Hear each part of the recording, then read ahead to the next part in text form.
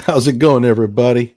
I don't think anybody is actually listening at all, but we just heard from Creation Rebel, Eugenic Device.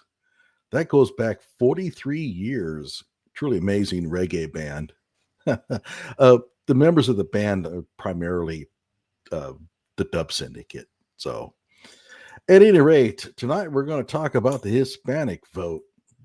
And if you're actually watching, I'd appreciate you piping something into the comment section because I feel like I'm talking into the void. At any rate, let's go ahead and start now. I'm going to be recording this, so it's not necessarily important that I have a lot of a live audience here, but so you can watch it obviously later. But we just had the election, and there's a lot of happy people out there, and there's a lot of people who are not too happy. And I mean, really, really not too happy. And they're kind of stunned. They don't understand what happened. And quite frankly, so was I. I'm not going to lie to you. I didn't come into this week thinking that Trump was just going to kick butt. In fact, I was pretty well convinced he was going to lose and lose big. And I was wrong. Well, what happened? Well, I vastly, vastly underestimated, or maybe I should say overestimated, the impact of his callousness had on the population. And what I mean by that is Trump is pretty rough around the edges. He says a lot of things that could be construed as being very mean and unpolished. And I kind of felt that that was going to sink him. Keep in mind, he was elected in 2016, but he lost in 2020. And I'm thinking to myself, well, how is he going to win if he's lost in 2020? I mean, how is he going to gain extra votes? And I just didn't see it. Never mind that it looks like some of those votes may not be real. And at the time, and I've said this publicly many times on not TikTok, I don't do TikTok, but on Twitter and on my YouTube videos, that I never bought into the whole the election was stolen thing. But now I'm not so sure. I mean, looking at the actual tallies, I myself am a little mystified at how Biden got so many extra votes in 2020, but I'm not sure. However, what is clear is that the number of votes is pretty consistent between 2012 and 2016. 2020 looks like the real anomaly, not 2024. So all those people out there claiming, well, Trump may have stole the election, you're election deniers. And the last time I heard, that was like treason. I mean, that was tantamount to the destruction of democracy to even say such a thing. But now I guess it's okay. At any rate, I also have to understand. I want to make sure that we have an understanding here. The election didn't go in the way of a lot of people, and they're hurt over it. And as much as I like to gloat over winnings, I don't think it's appropriate here, except for those very few people who just went, absolutely crazy over the results. But, when you have a politician that you really love and they lose, it hurts. And I don't think it's really a good idea to rub it in. We didn't like it when they rubbed it in 2020, and I don't like the idea of rubbing it in 2024. However, some people did beg for it, and I don't have any sympathies for them at all. Well, tonight what we're going to talk about is the Hispanic vote. And this the reason why I wanted to do this video was because I saw in Joy Reid especially a complete misunderstanding of demographics and people by the Democratic Party. Some of it rooted in their own racism. Okay. So I'm watching Joy Reid just go off. We'll play that video here in a moment.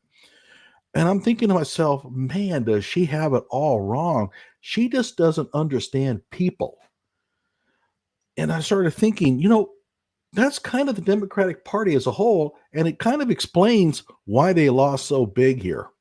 So let's go ahead and we'll start it off with Joy Reid and her take on what went wrong.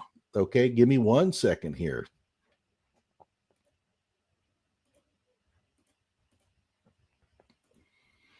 Oh boy, I thought I had it all lined up here, but I guess I didn't. Oh yeah, here we go.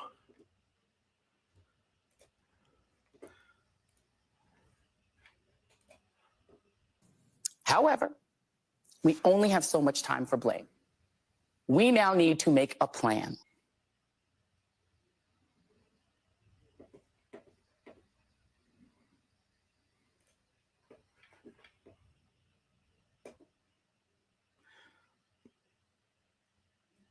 Okay, I don't know what happened there. Let me try this again. Maybe it played in the background when I wasn't realizing it, but I'm going to go ahead and restart this. In 2 days, we are going to take out the trash in Washington, D.C., and the trash is... Okay, that was not what I was looking for. Give me 1 second. Here we go. I think this will do it. Donald Trump, who closed his repulsive campaign by dropping the B word on Nancy Pelosi. The break. If the shoe fits. Oh, man. Okay, the problem is that these websites are so funky. They want you to go to the next video or an advertisement so badly. So hopefully I can do it right this time. Impulsive campaign by dropping the B word on Nancy Pelosi. The breakdown by education was stark. Harris won 57% of white women with college degrees and lost 63% of white women without them. We now need to make a plan. Now, of course, Joy Reid's going to make a big deal out of that by saying the people who voted for Kamala Harris are smart and those who voted for Trump are dumb. Okay. You hang on to that, Joy Reid. That's because, and you're just going to continue losing these elections. In 2 days, we are going to take out the trash in Washington. Gosh, this is just terrible. I'm going to have to play this whole thing from beginning to end because you just can't stop it midway. Who closed his repulsive campaign by dropping the B word on Nancy Pelosi. The breakdown by education was stark. Harris won 57% of white women with college degrees and lost 63% of white women without them. It was also men. Trump won every age group of men, including 60% of Gen X men and 6 in 10 white men. Also Latino men, who despite the utter disrespect shown by Trump and his promise to deport some of your mixed status families, most of them voted in a 55% majority to make the deportations happen. Y'all voted with Stephen Miller and David Duke. All right. And there you go. There's the problem. She looks at the Hispanic vote and she says, you voted against your self-interest, your best interests. This is absolutely crazy the way they have these web pages configured. I am so sorry. Who you put a pause on it, it just wants to go to the next one. Jeez. Okay. So here is the problem. You know what I'm going to do is I'm going to shift over here to my regular. And so the message they're sending is if you're Latino and you vote for somebody who's into mass deportations, you're voting against your best interests. And that makes no sense at all. And I've said this before many, many times. If you go into like California's Central Valley, all right, and you go into like into Tulare County, let's say in Tulare, and you have a Hispanic man who is a barber. Now, he may have come in under Reagan as an illegal and then was given amnesty or whatever, or he may have come over legally. But he's, let's say, been in the country for a long time. He's a legal resident and he has a barber shop and he's trying to make money to put his kids through school. Okay. The mass deportation is not in his best interest. Well, let me try that again. Mass deportation is not even in his wheelhouse. And the idea here is that if you're Mexican, then you must be illegal, or you must have family members who are illegal. That's what she's saying. But that is not the case. I've known Hispanic, I mean, I'm half Hispanic myself. And but I was raised in an Okie culture, so I'm not going to lie to you and claim that I was raised in a Hispanic culture. I wasn't. I was raised in a white boy environment. But I know Hispanics very well. I've worked with them for many, many years. I've worked with them in government. I've worked with them in helping, like, set up governmental assistance for businesses in the Central Valley of California. And I got to know them pretty well. And they really do not look at the illegals that are coming across the border as their brethren. And let me give you an example. In one California community, they had to build another school. And the reason why was because of the huge influxes of undocumented students, kids coming across, and their regular school was just not big enough. And so they went in and they had to build a bigger school. Now, the California has the Office of Public School Construction. And so you can get money from the state to build a new school. Now, typically, if I recall, it was like a 50% match. So you had to come up with half the money and they would actually match up with 50%. But you had to get in line and you had to wait and you might not get it. Excuse me. I'm drinking, by the way, Jack Daniels with Coke. And you may be thinking, Jack Daniels, that's swill? My wife packed up all the other stuff because we're moving. And all that was available was a Jack Daniels bottle. And I hate this stuff. So I can't drink it without putting Coke in it. So that's what I'm drinking. And I've been drinking all day. So I might be burping here once in a while. But going back to it, so the Office of Public School Construction can provide monies to build these new schools, but you're still going to have to come up with a 50%.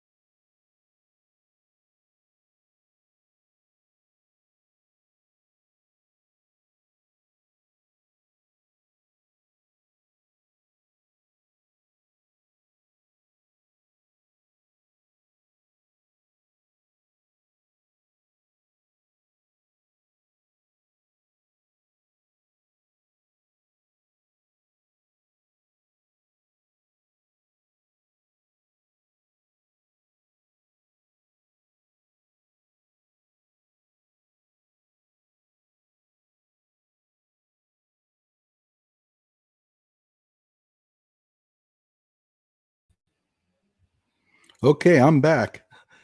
I don't know what happened there. I got the blue screen of death from my Lenovo. I'm having that trouble happen quite a bit lately, so I think I'm going to have to replace this computer at some point. I don't know what's happening, but at any rate, going back to what I was saying, and I hope I'm going out live right now. It looks like it. I am, as far as I can tell.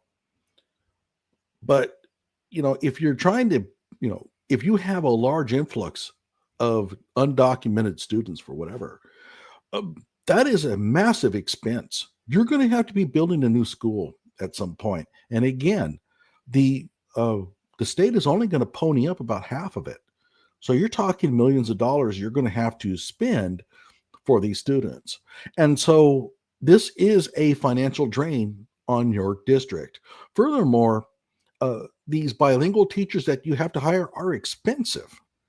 And so you're ponying up a lot of money for bilingual instruction that you wouldn't have to have if all of your students spoke English. So there is a harm here. And I'm not saying that necessarily means that you shouldn't allow undocumented students into your district. I'm just saying if you're going to do that, you have to recognize that this is going to get expensive.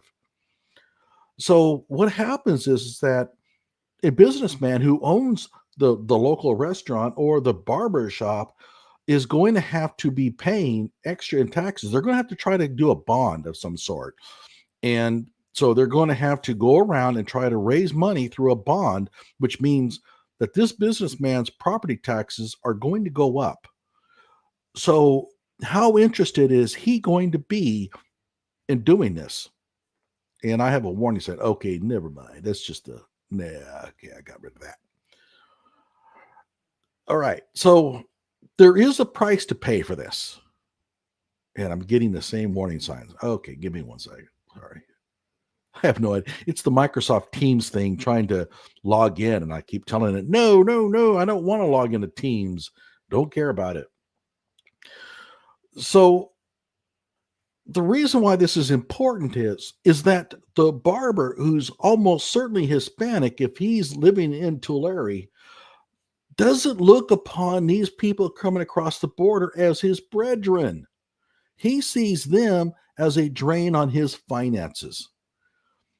And one of the problems that Democrats have is that they take all Hispanics and they lump them together, and they think that because they're all Hispanic that they must share common concerns, common attitudes towards certain political bills and policies and stuff, and they don't. The fairly well-to-do or even blue-collar Hispanic who's here legally does not share much at all in terms of the Hispanics that are coming across the border illegally.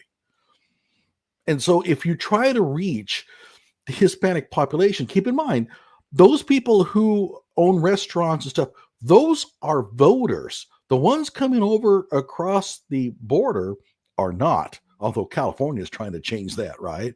Good luck with that. So the Democratic Party is trying to reach the Hispanic voting population by making a claim that if you put Trump in, he's going to hurt those who are coming over illegally. And a lot of the Hispanic population say, hey, I'm fine with that. Don't believe me? Watch this. Okay.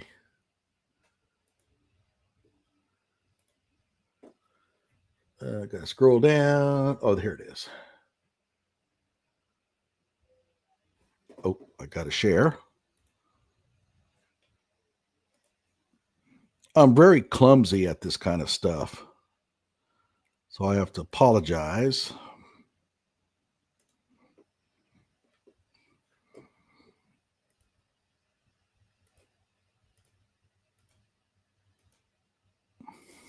Okay, here it is. All right. Now, here's what you have is the 2024 election results. And I'm going to move this over. This is overall. And I'm going to move this over to Hispanic. And you can see it. And I should say, these are the percentages of the Hispanic populations that are Hispanic. Oh, no. This is the percentage of the population that is Hispanic. And obviously, you can tell that along the southern border, you have large numbers of very heavy Hispanic counties. Obviously, I mean, you have the border here, right? And so you're going to get large Hispanic populations here.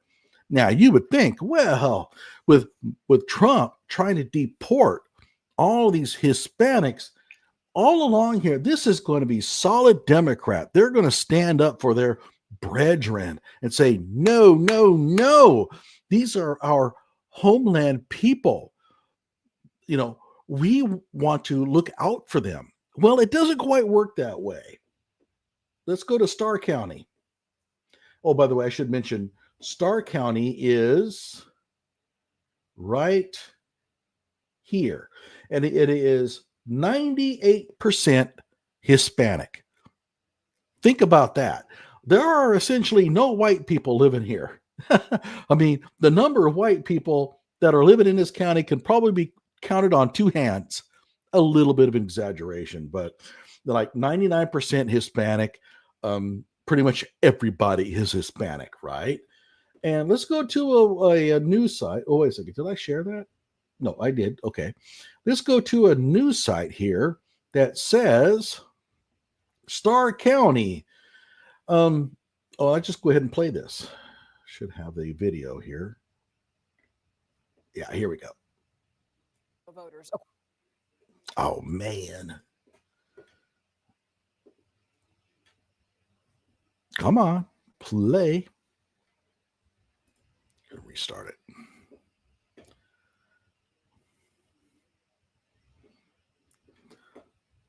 Last night's election saw a big shift with Latino voters. According to the exit polls from CNN, 45% of Latinos voted for Trump nationally. Huge difference from 2020, when back then it was 65% of Latinos who voted for Joe Biden. We saw the same thing here in Texas, especially.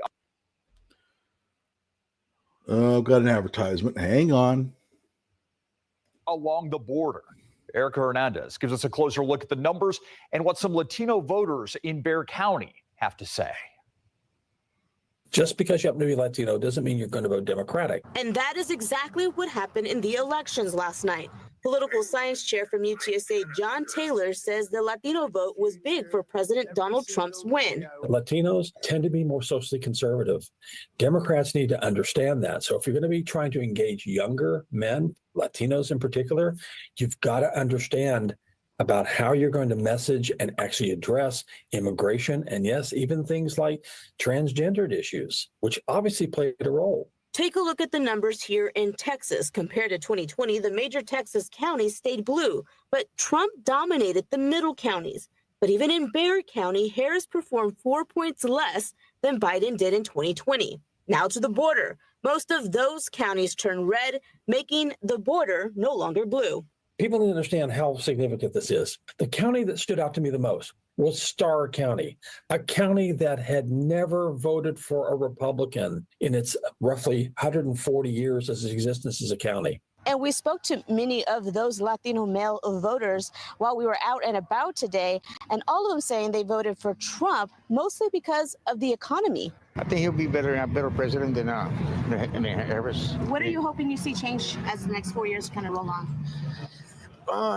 Inflation plus housing for people. The housing right now, the rent is real sky high. The more money in your pocket, the better. If you don't have any money, I mean, everybody struggled. So these past 4 years have been bad. He's the only one that does what he says that he's going to do. As for the future, Taylor believes now more than ever, Democrats need to work harder at understanding what the Latino voter wants. They got to understand to address those issues that particularly that resonate with Latino voters, especially pocketbook issues and social issues. Erica Hernandez, KSAT 12 News. Okay. Think about this. This is a county that's like 98% Hispanic. And according to the Democrats, well, I mean, they're just going to vote overwhelmingly Democrat because Trump is all for this mass deportation. And the people that are going to be deported are these Hispanic families' brethren. Gee, I think there's something wrong with that message. And of course there is. As I said before, the Hispanics in Starr County don't look at the illegal aliens as their brethren at all. They look upon them as people who are going to come into their county and drain their resources. Now, I also want to make sure that there's something clear here.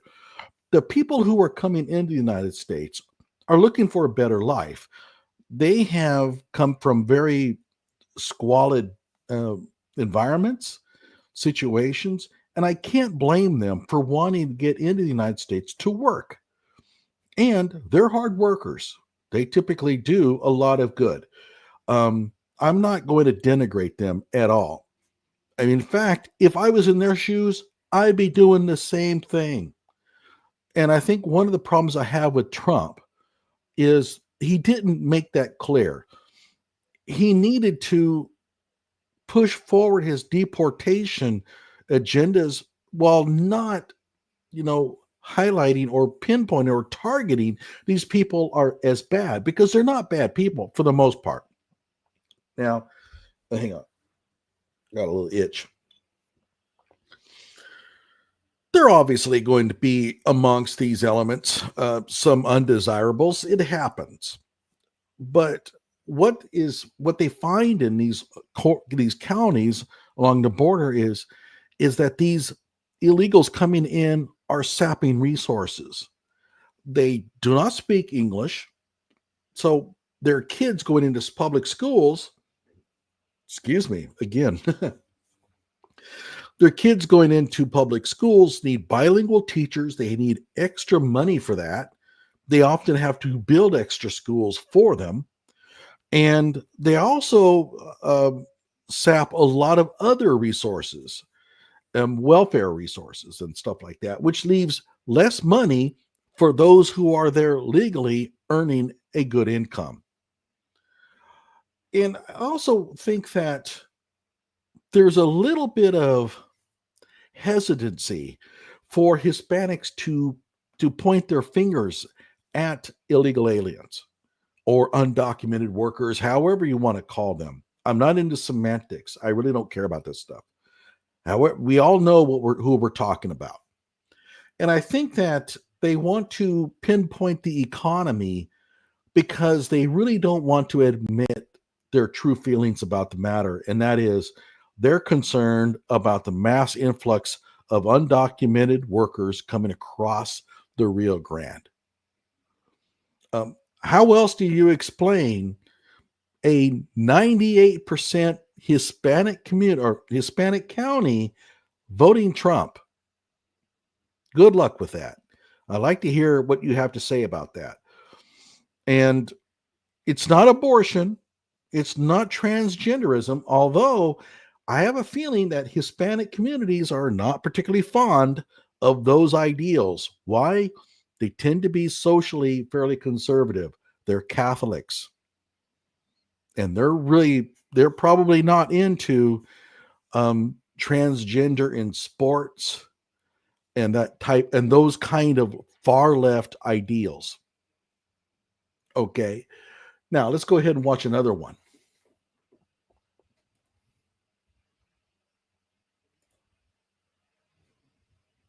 Oops. Again, I totally messed this thing up. Hang on.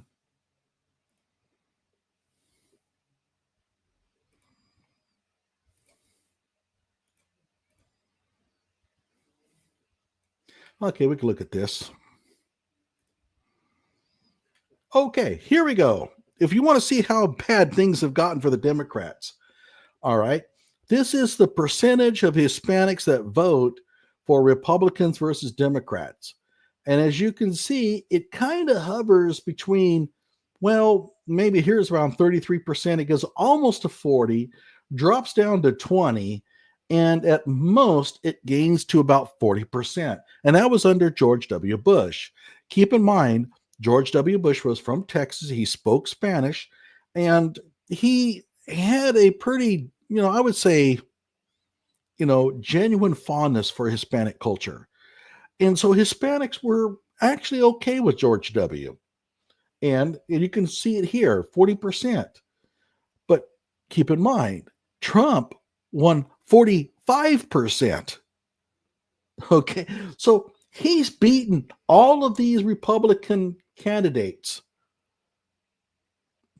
Wow. That is truly amazing. And while the Biden economy has not been great, it certainly has been better than a lot of these really bad economies over the years. So I don't think you can blame the economy for it. I think that it is the border crisis that is driving the Hispanic vote here. They really don't like the large influxes of undocumented peoples coming across the river. Okay, let's see what else we got here.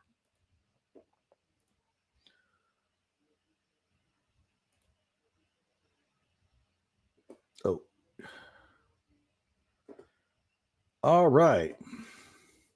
Another heavy Hispanic county is Webb County in Texas. I think it's 95%. In fact, I think it's the second highest population of Hispanics percentage-wise in Texas. All right, let's take a watch here.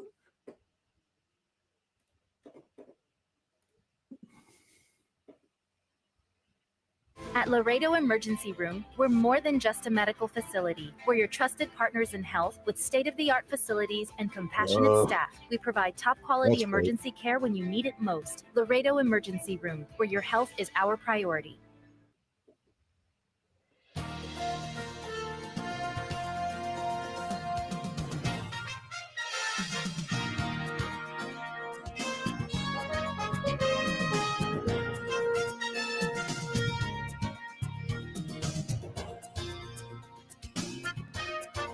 Well, good Sunday morning, everyone, and thank you for watching Beyond the Headlines. Well, 47 is the new 45. For the second time in the last 8 years, voters send Donald Trump back to the White House as the 47th president of the United States. And in Webb County, a historical shift marked by a red turn. Not everybody saw it coming, but maybe the man himself. Mr. Trump, from Laredo. Mr. Trump. Oh, Laredo, Yes. I love Laredo. I'm glad. Go ahead. I'm glad. The mayor is great in Laredo. Yes, we know that. Tell him I said that. Great job, Mayor. Thank you, Mr. Trump. And nearly 10 years later, the feeling was mutual. As the vote continues to come in, Donald Trump appears to be on track to win the popular vote. Not just that, though, current projections suggest that Republicans are likely to secure a majority in both the Senate and the House of Representatives. And in Webb County, a stunning result with historical implications. At the top of the ticket, just over 33,000 Webb County voters cast their ballot for the Republican ticket, capturing just more than 50%. In comparison, Vice President Harris and Tim Walz received just under 32,000 votes, good for a little over 48%. But Donald Trump's win needs some historical and cultural perspective. The last time Webb County voted red in the presidential ticket, when Webb County voted for William Howard Taft in the 1912 presidential election. Gas was an average of 18 cents a gallon. Tarzan was flying off the letterpress. Oreos hit the market for the first time. The most famous athlete was Jim Thorpe. And you couldn't go anywhere without being recognized if you weren't Albert Einstein and Marie Curie. But who are these voters? Well, we went around town to see what they had to say from both sides. It's not Marie Curie, it's Mercury, but that's okay. We'll forgive her for that one. Think about this. Webb County, which is way down at the very bottom of Texas, has voted Democrat since the Titanic sank. And for the first time, it's voted Republican. Let that soak in. And I'm going to say it now. If the Democratic Party doesn't get a handle on this, Hispanics could be a solid Republican voting base in this country. And that could spell disaster for the Democratic Party here in the future. Okay, here we have somebody out there is listening. All right. Let's see here. Considering the ad money and the Dems spent on Spanish TV, it's almost a surprise.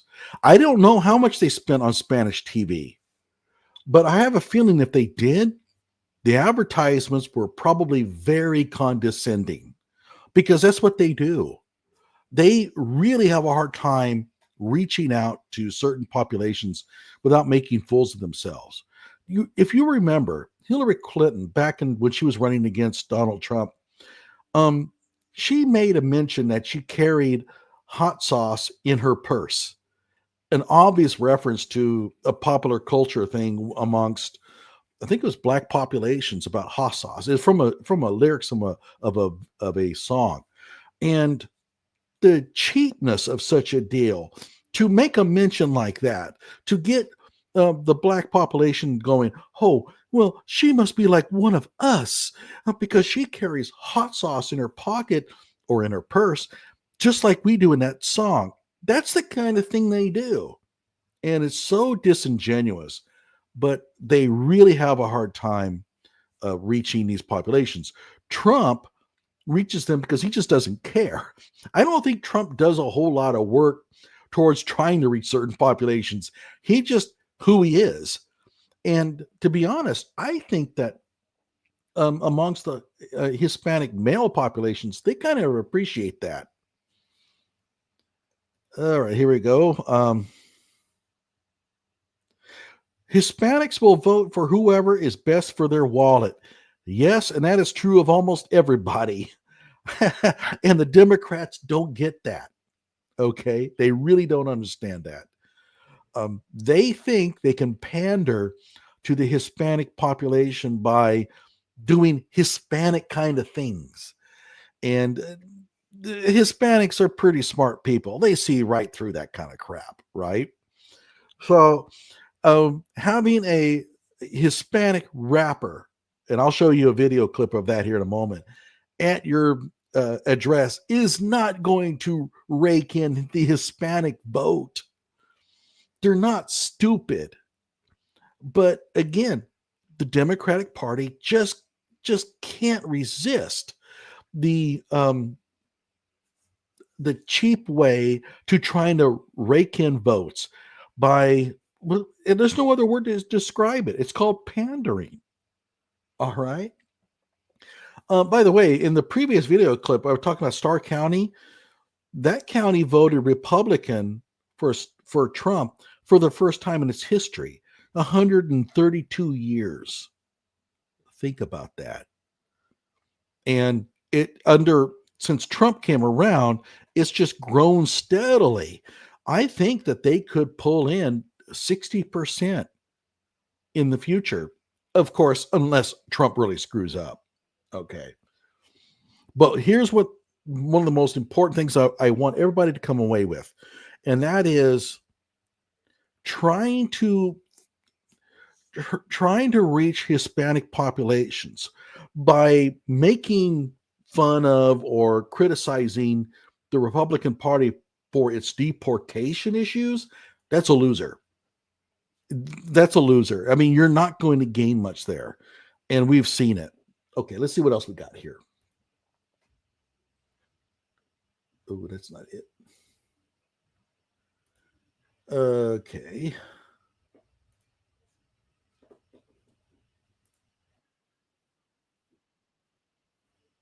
I'm going to have to find the spots again because I had to restart my computer. So hang on.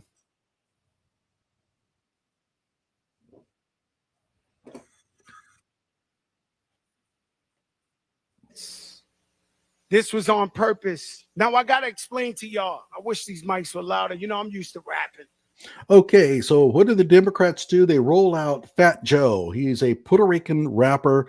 And again, here's how Democrats operate. We need the Puerto Rican vote. Let's pull out a Puerto Rican rapper. That's what we need to do. And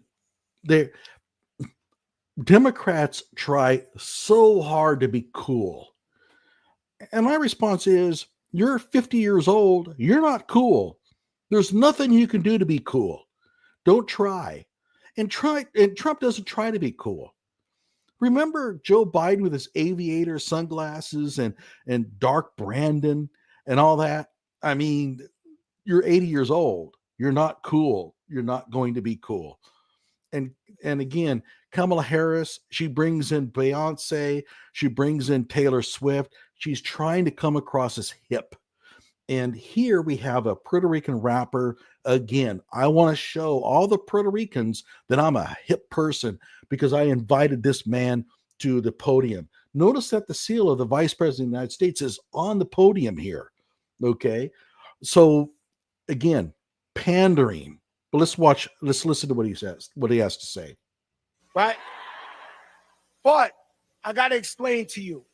I really want you to feel the moment. I am a sucker for a good laugh. I'm the guy they throw out the movie theater because the movie's too funny and I'm making too much noise. I'm the guy that you can roast me in a comedy club and I will laugh with you all the way out. The other day in Madison Square Garden, that was no joke, ladies and gentlemen. That was no joke. And it was filled with so much hate, hatred of Jewish people, hatred of Jewish people. Okay. Trump can be, he has a lot of weaknesses and he can be criticized for a lot of things, but I don't think hatred of Jewish people is among them. I mean, his daughter is married to a Jew, and I have not heard any anti-Jewish sentiment ever uttered by him. But again, they're trying to go with the fascist Nazi thing. And so he's going to mention the whole anti-Jew thing to try to get that label. This is so disingenuous. And again, Trump has a lot of weaknesses. He has a lot of faults. And I've talked about them many times on my channel. I am not a Trumper. But hatred of Jews is not one of them. And quite frankly, excuse me, I don't think he has hatred for any ethnic group. I really don't. And again, I am not a Trumper. I'm not saying he's the greatest dude around. I'm not like a lot of people who just worship the guy. But hatred of racial groups is not one of his deals. I can't imagine, I can't think of anything that he has said that I would say, oh yeah, he's anti-Hispanic or he's anti-Black. I just don't think he's like that. But okay, if you disagree with me, that's fine. You're entitled to your wrong opinion. Let's see what we got here.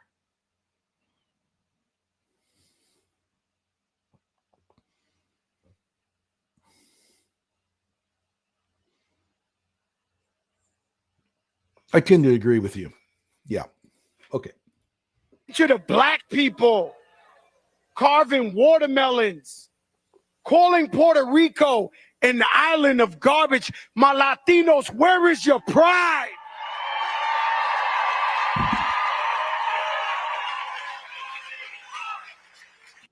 Okay, here's a clue. You're trying to reach the Hispanic vote. Not all Hispanics, not all non-Puerto Rican Hispanics like Puerto Ricans. Puerto Ricans don't necessarily like Mexicans. Mexicans don't necessarily like Puerto Ricans. They don't necessarily like Cubans. Now, I don't think there's any hatred there, but there is a grudge amongst these populations. You go to Africa, the Tutsis and the Hutus, they didn't get along. Okay, the Hutus tried to massacre the Tutsis and killed about 500,000 of them. You can't look at the Hutus and the Tutsis and say, well, they're African. They're the same. They should get along so well, and they probably have a lot of respect for each other. Oh, no, they don't.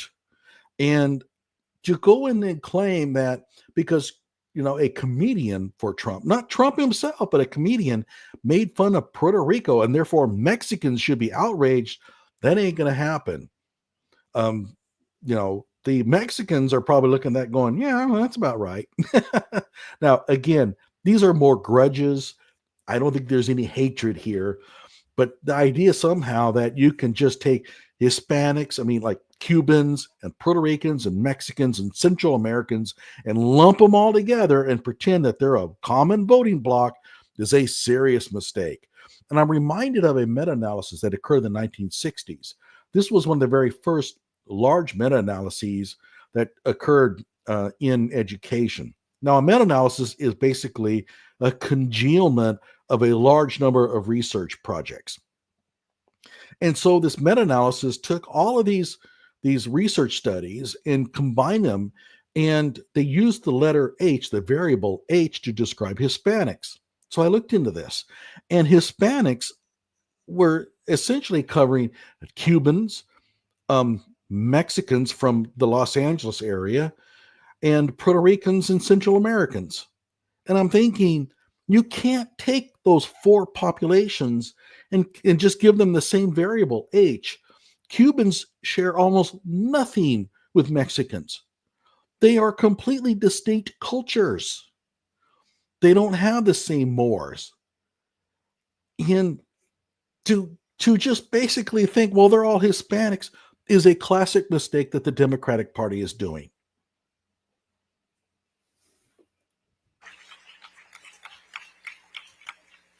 I don't know why, but if I'm speaking to some undecided Puerto Ricans, especially in Pennsylvania,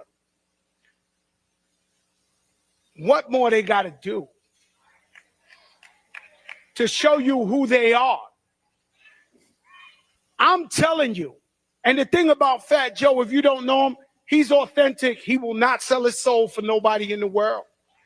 Oh, I hate it when they refer to themselves in the third person. This is Fat Joe talking. And I've never heard of him. He's a rapper from Puerto Rico. The only rapper I know that's Hispanic is SPM, South Park Mexican, who I think is really good. I'm not a rap fan at all. But I came across his stuff because he did a cover of Wallo Voodoo's Mexican Radio. And I was listening to it. I'm thinking, oh, this is really good. So I started listening to this other stuff, and he's really good. Found it to be quite impressive. Then he got nailed for banging some underage kid. I think he's in prison in Texas somewhere, Houston, I believe. But South Park Mexican, really good stuff. Real Gangsta is a very nice song. And I'll think of another one here in a moment. But at any rate, I've never heard of this guy. If I tell you Kamala Harris is with us, she's with us.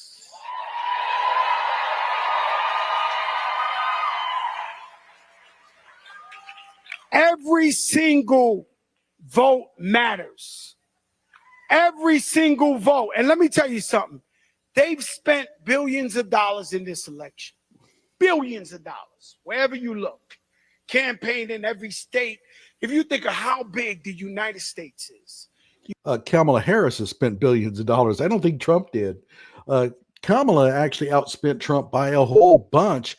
But in her advertisements, she claimed that Trump was outspending her and that she needed money. She lied. You got Arizona, you got California, you got Memphis, I think it's biblical that the vote comes down to the little guys of Pennsylvania and Philadelphia.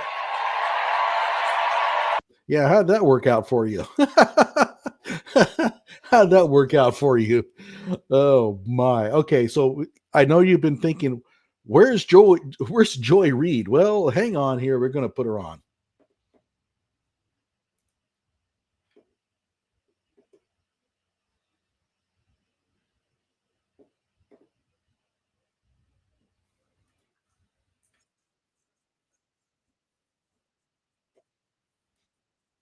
Oh, I think I already played her. Hey, I've had a little bit to drink here.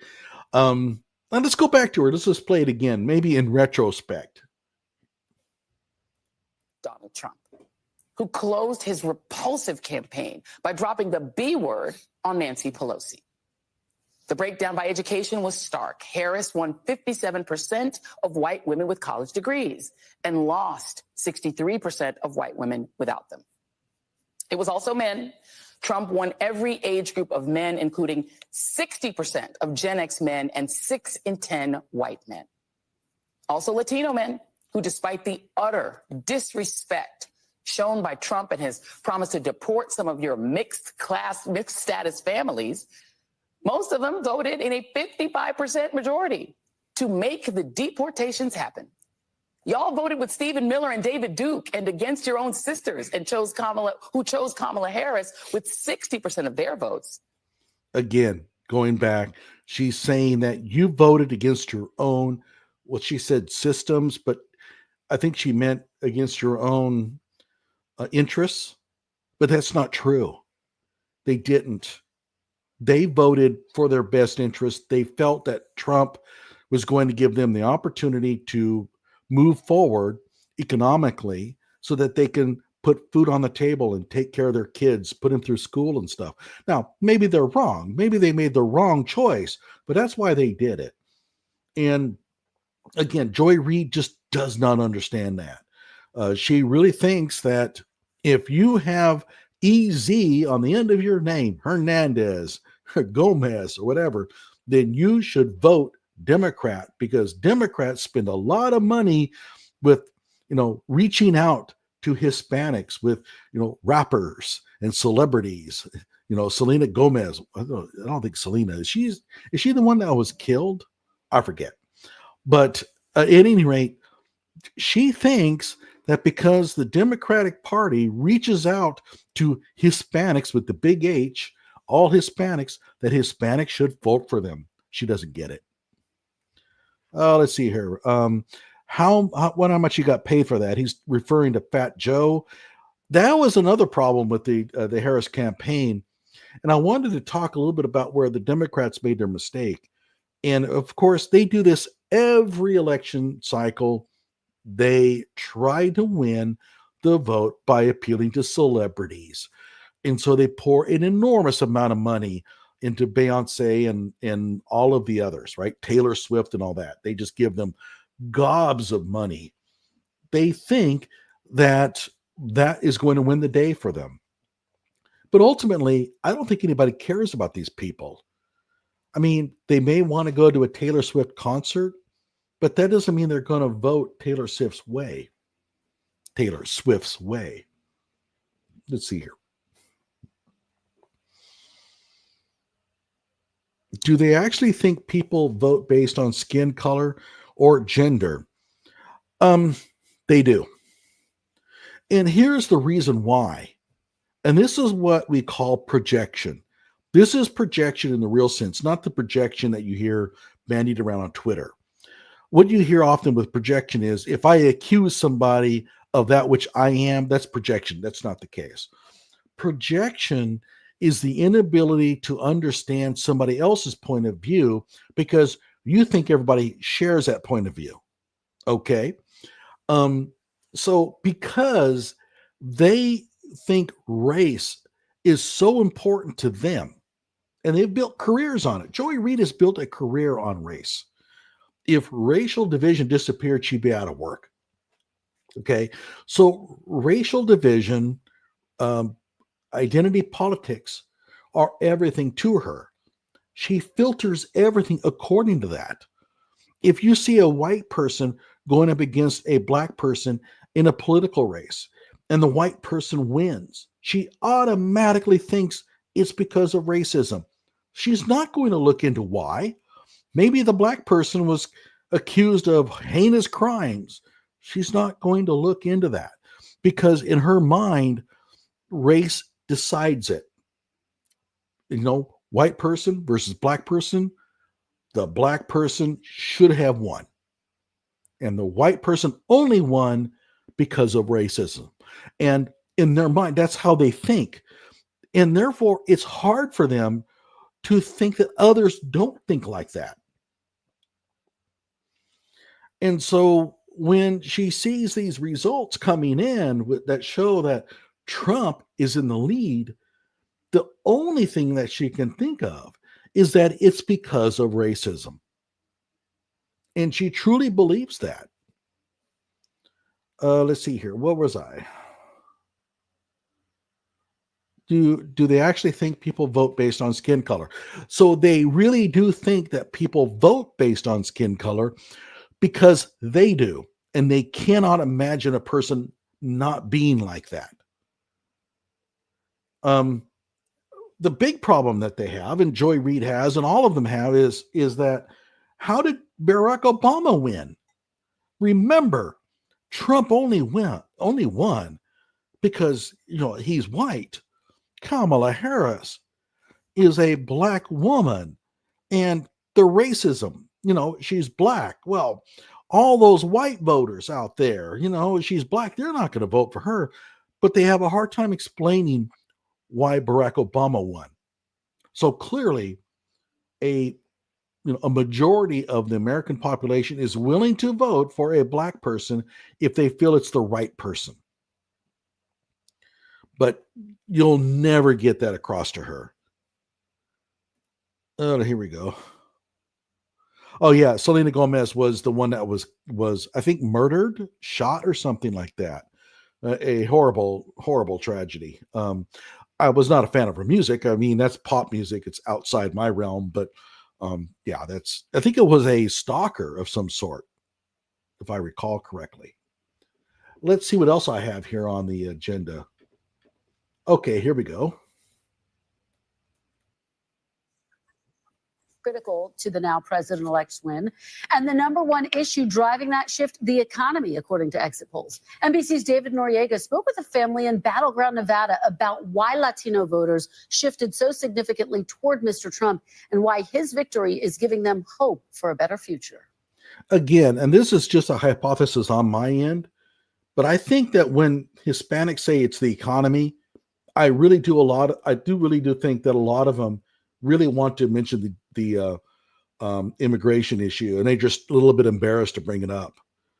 I have a feeling that immigration is a much bigger part of the deal. Okay, let's watch. No, not right now. Mario and Mireya Alvarez found the American dream in Las Vegas. Would you like some coffee? They came to the U.S. from Mexico and Guatemala in the 80s. With his job in a supermarket and her job in a casino, they bought a house and raised 3 children. Now they wonder if their kids and grandkids will inherit that dream. Is it still possible to do that for the younger generation? That's my main concern right now. What's going to happen to our new generation? Nowadays, at this point, you think, well, they voted for Kamala Harris because the deportation issue, right? Listen up. They're not even able to move out of their houses anymore because everything is so expensive. Life wasn't expensive as it is right now. First PlayStation. We first met Mario back in February when he. Okay, expensive. He's talking about inflation. It's a problem for him. Kind of like it is a problem for most normal human beings. Because ultimately, they are normal human beings. They have the same concerns that everybody else has. And they see themselves as Americans first and Latinos second. He was seriously considering a vote for Donald Trump. He was undecided with previous votes for George W. Bush, Obama, Hillary Clinton, and Biden. At the last minute, he broke for Kamala Harris. But today, he's not upset about the results. I'm kind of like more happy than upset. Why? Because Donald Trump is going to help the country with the economy. The whole household is happy. Mireya and their 29-year-old son, Mario Jr., did vote for Trump. Initially, I will say I did not agree with him. And then I started seeing that he was not afraid to speak his mind. And I noticed that he was not scared to say what he felt, regardless of what people would say. And I think I respect that about him. So you liked his kind of brashness, his personality? Yeah, I would say yes. They're not alone. Across the country, Donald Trump made huge inroads with Latino voters. According to NBC exit polls, 55% of Latino men nationwide voted for Trump, a 19-point jump from 2020. 19-point jump in 4 years. What's the difference? What came about in the last 4 years? Well, you might think, well, transgender thing. Yeah. But immigration, in my opinion, is it. I don't think the economy is so bad that you would see a 19-point jump in 4 years. I'm sorry. I think it's immigration. Among Latina women like Mireya, an 8-point gain. And while Vice President Harris won a slight majority of the Latino vote overall, Trump increased his support 14 points from the last election. The top issue among Latino voters, like it is for the Alvarez family, the economy, with immigration a distant fourth. Mario and Mireya both crossed the border illegally as teenagers, but became citizens under President Ronald Reagan's amnesty. Now, this is an important thing, and that is they came over illegally. They were given amnesty by Ronald Reagan, and they managed to turn that into a positive deal. They went out and they got jobs, and they even have their own businesses and stuff like that. And this is the reason why I'm a little bit concerned about the whole mass deportation deal. I am fully in favor of, first of all, let's find out the undesirables. Let's uncover them and get them out of the country. But after that, I think we have to make some hard decisions, because a lot of immigrants that come into this country end up doing great things. And in fact, it would be argued that America is an immigrant country. I think that, I think there has to be some serious discussion about this. My concern about Trump, and this is one of the reasons why I'm not a Trumper, is that he tends to see things in black and white. And I'm not sure he's going to see that, but we'll see.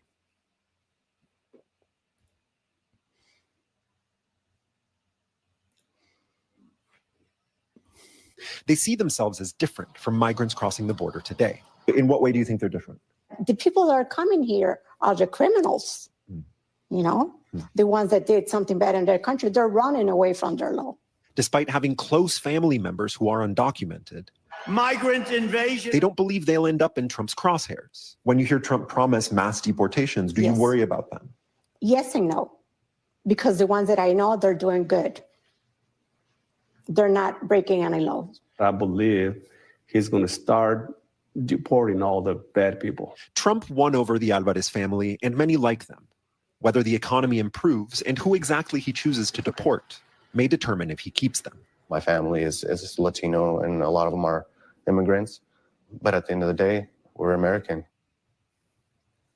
And joining me now from Las Vegas is NBC's David Noriega. What an extraordinary. Okay.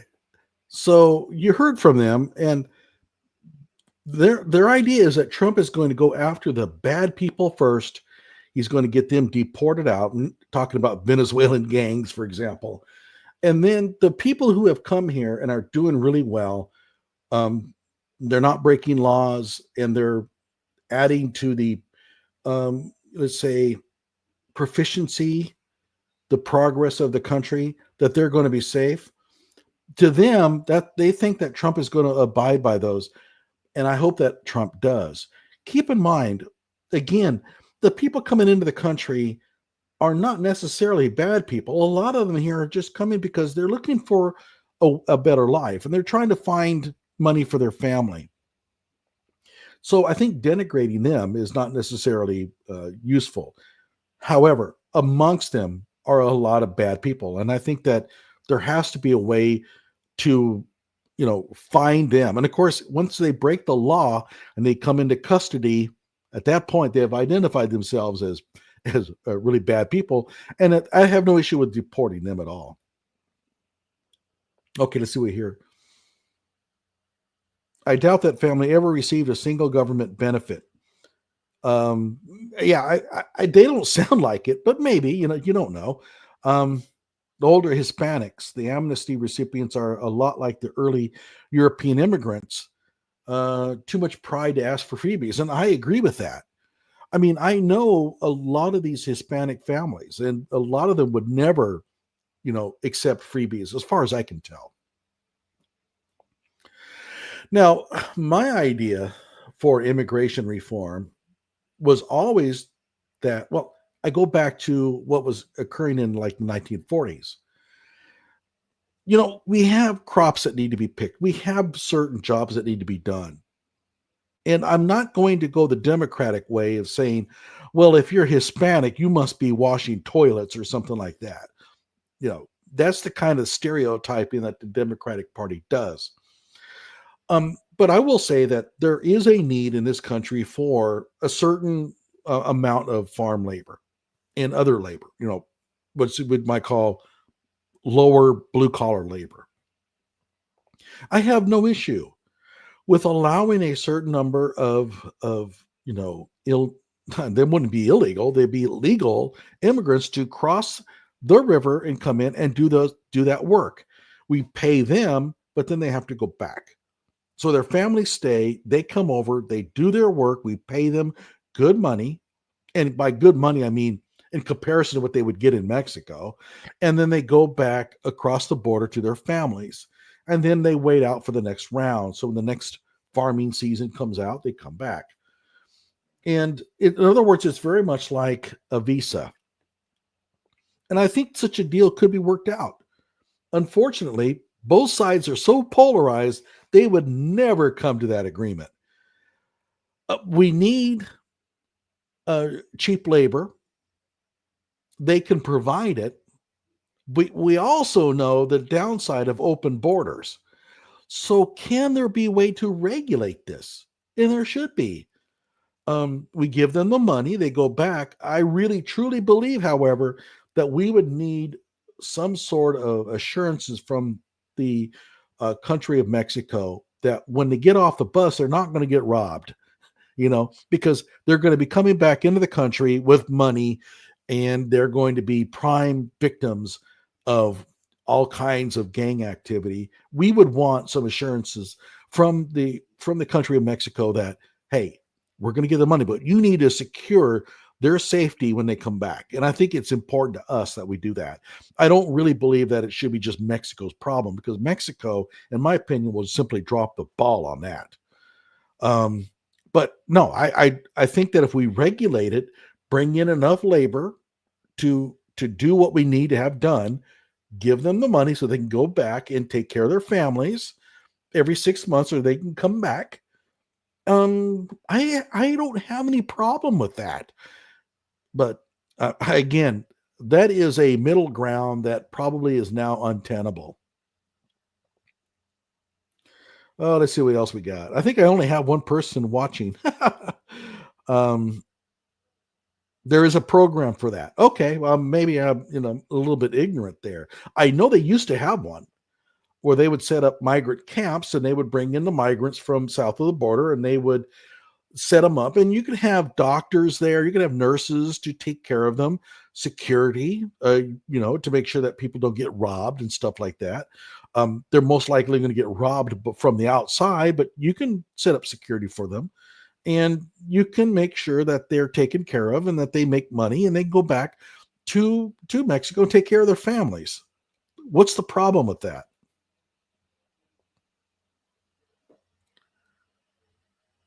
GEI? Okay, I'm not familiar with it. I'll have to check that out.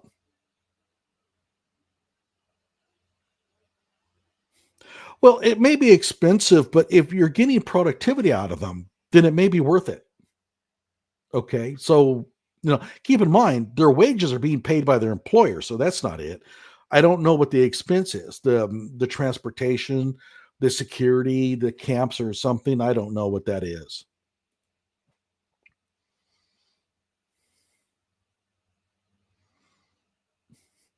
Okay, yeah, that'd be one option.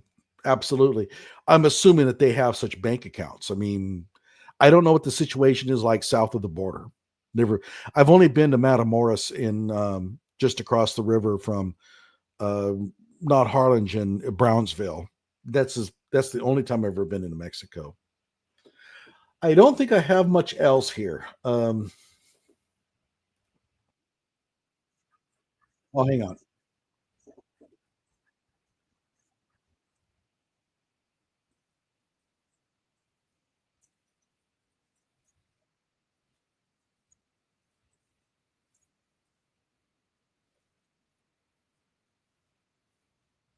Okay, here's one more. I think this will probably do it for me. Let's see here. Oh, yep. Let me ask you both, who did you vote for in 2020? Joe Biden. I vote for Joe Biden. And in 2024? Donald Trump. I changed to Donald Trump that year. Why did you choose Trump this time? For me, security, immigration, this situation with immigration is out of control. Alejandro Vanderhoek and Uber Figueroa are both registered Democrats, but say a turning point was when Republican governors like Greg Abbott of Texas started busing migrants up north to cities like New York. Greg Abbott is a genius. I mean, okay, he's from Texas. I'm from Oklahoma. Obviously, I have a grudge against Texans in general, but I'll have to give it up to Greg Abbott. That was brilliant. Now, if he would just start shipping them into Los Angeles, that would be awesome. These gangs that is come from the border. I came from Jackson Heights. Back on 2017 and 2016, even 2018, it was really quiet neighborhood. Not so much after 2020. For me, it's number one economy. What would you like to have heard that perhaps would have swayed you back into the party? Oh, they were not consistent. I think they were just selling. Yes, I know Trump is not an easy person to adore, but I think he's very just blunt. You hope he keeps his word. He had 4 years to show he can do whatever he say, improve the country. Okay, so in their mind, at least the guy on the right, it's immigration, especially the importation of violent elements. And in his mind, if Trump can get rid of those violent elements, deport them, he's good. Okay, I'm starting to burp a lot. Wow. And I'm also getting a little bit tired. Let's see what else we have here.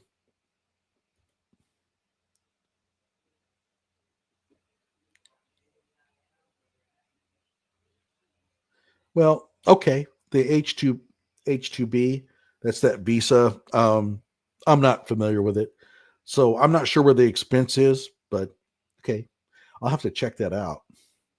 Oh, wait, we have here. Yeah, but I'm not sure. Okay, going back to the H2B, I don't think that these migrant farm workers are eligible for it. If I recall, the H2B requires a certain self-sufficiency. I could be wrong. I don't know much about it, but that would be possibly the solution for all this. Okay, well, you know what? I'm a little tired, and I appreciate you coming in, by the way. I think you're the only one that stopped by, and I hope you found this entertaining enough. It's obviously very divisive. There's got to be some sort of middle ground solution. I don't think that anybody's looking for it. I do think, however, that the Democratic Party is really screwed up here. I think ultimately they're the racist ones because, again, they stereotype the Hispanic communities that are quite diverse into the same, catch mold. And I just think that's inexcusable. And it explains why they're losing so badly. Okay, I'm going to take this, excuse me. I'm going to take this final comment here. Okay, they have to prove that there are no locals to do the job. Thanks for your time. Hey, I really appreciate you coming by. I'm going to go in and edit this because I've been stammering around a lot. I'm going to edit this and put it up as a regular video. So if you want to see a truncated version, it's going to be probably 30% shorter, but with the same content. Tune back to my channel in a couple of days. Okay, everybody. Thanks for everybody who did tune in. I appreciate it. Take care.